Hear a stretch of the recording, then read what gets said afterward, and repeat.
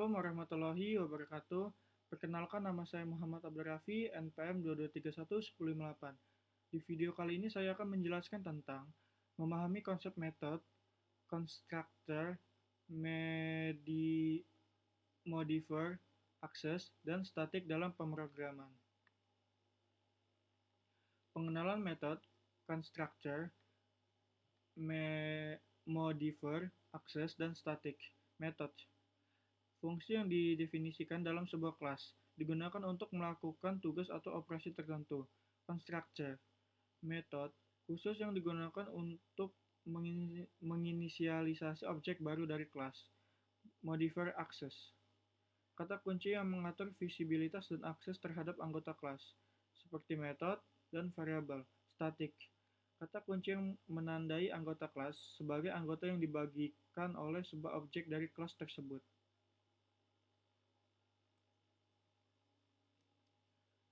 Penggunaan metode dalam kelas. Menjalankan tindakan. Metode memungkinkan objek melakukan tindakan atau operasi yang didefinisikan dalam kelas. Memproses data. Metode dapat memproses data internal objek atau data yang diberikan sebagai parameter.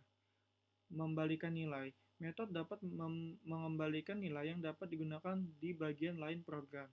Meningkatkan kejelasan. Metode membantu memecah tugas kompleks menjadi unit-unit terkode yang lebih kecil.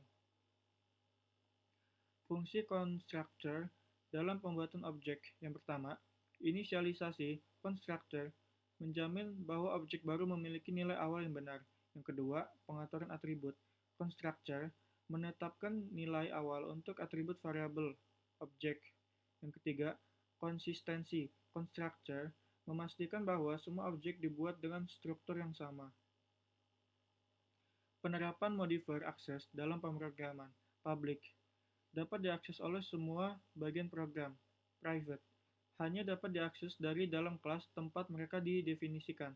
Protected dapat diakses dari dalam kelas dan kelas turunannya. Saya pindahkan dulu facecamnya. Konsep statik pada kelas dan variabel. Shared data. Variabel statik dibagikan oleh semua objek dari kelas yang sama. Akses global. Metode statik dapat diakses langsung melalui kelas tanpa perlu membuat objek. Pengaturan global. Perubahan pada variabel statik akan memengaruhi semua objek yang menggunakannya. Studi kasus. Penerapan materi pada aplikasi toko. Yang pertama, kelas toko. Mendefinisikan atribut nama toko, lokasi inventaris, dan metode untuk mengelola toko. Yang kedua, kelas produk.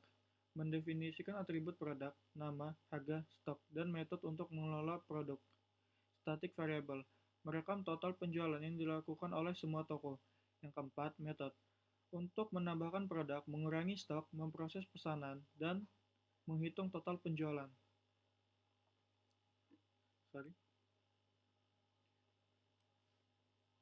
Membuat kelas dengan metode constructor dan modifier akses. Yang pertama, kelas toko. Membuat kelas untuk toko. Yang kedua, constructor.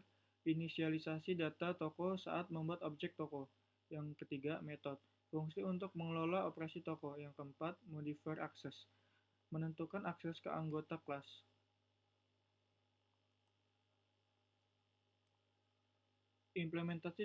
Implementasi static variable dan static method. Yang pertama, static variable. Menyimpan data total penjualan yang dibagikan semua toko. Yang kedua, static method. Mengakses data total penjualan dan menampilkannya ke pengguna. Kesimpulan dan rangkuman materi. Yang pertama, method. Membuat objek melakukan tindakan. Yang kedua, constructor.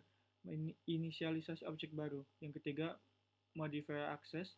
Kontrol akses ke anggota kelas. Yang keempat, static. Anggota yang dibagikan semua objek.